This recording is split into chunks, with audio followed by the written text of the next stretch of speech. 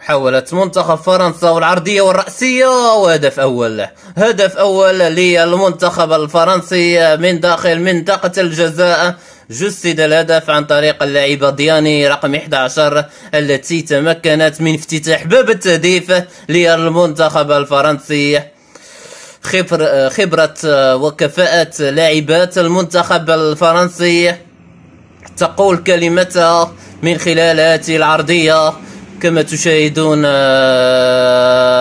لحظة الإرسال وكذلك الكرة التي تصل على الجهة اليسرى. العرضية من داخل منطقة العمليات والرأسية عن طريق اللاعبة دياني. كما تشاهدون تمريرات وكذلك العرضية في اللحظة الأخيرة. دياني رقم 11 تفتتح باب التهديف لمنتخب فرنسا أمام منتخب المغرب. صارت 1-0 للمنتخب.